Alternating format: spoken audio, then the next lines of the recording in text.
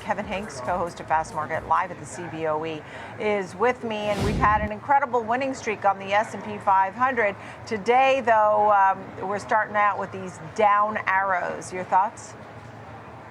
Good morning, Nicole. Yeah, a bit of fatigue setting in, a bit of uncertainty. I think you've got, some tensions going on, maybe possibly with Israel and Iran. So all things considered, more news on UNH that's got that stock down this morning. That's going to affect the S&P and the Dow, as you know. So this is just a market that's run a long way. You mentioned that.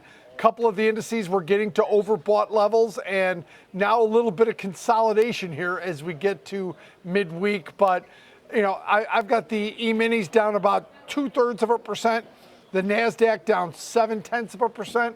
So we're definitely starting lower. Earnings from Target certainly aren't helping today, as another disappointing earnings from Target as they continue to try to find their niche in where they sit in big box retailers. I don't know where it is, Nicole, frankly, but mortgage apps, not surprising with the trajectory of yields that mortgage apps were down. The composite down 5.1%, purchases down 5.2%, and refi down 5%. We'll get some Atlanta Fed expectations here in about an hour.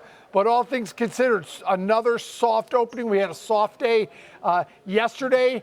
We have earnings coming out after the bell today. Zoom Video, Snowflake, Urban Outfitters. Tomorrow morning before the open, BJ's Wholesale, Advanced Auto Parts, Ralph Lauren. Besides that, I think this market is not very committed in either direction, kind of waiting for some headlines to move us, Nicole. Yeah, the deficit concerns really weighing on the market as yields are moving higher.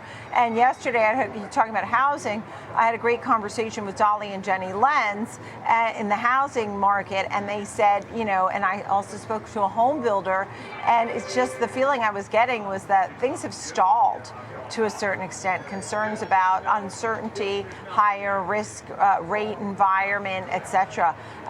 Coupled with, you have the Middle East, some escalation there. Yeah, I think the CNN is the one that's reporting that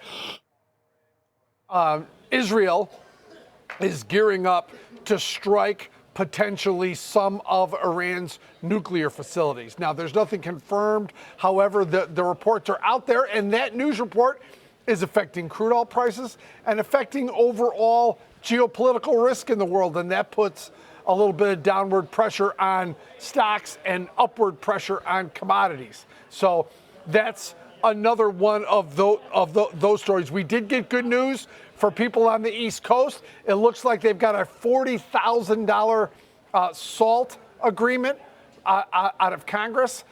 It phases out if you're over $500,000 a year. It sounds like a 10-year deal, but a little bit of negotiations there. So now the tax bill can move forward.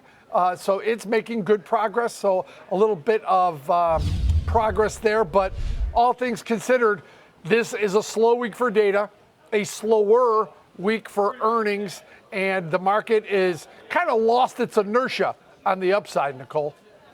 Yeah, understood. So the auction today, the 20-year auction today, it's so important to have demand for U.S. bonds, right? What have we been seeing? What are we expecting?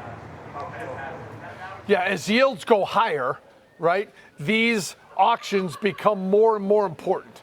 And we'll find out if there's good demand for longer term. Remember, 20-year is one of the longer term U.S. bonds. So we'll watch for the results of that. It probably comes out around 1 o'clock Eastern, around noon Chicago time. So we'll watch for the results of that, see if the demand is there for long-term U.S. debt. All right. Thank you, Kevin Hincks. Good to see you this morning. Appreciate it.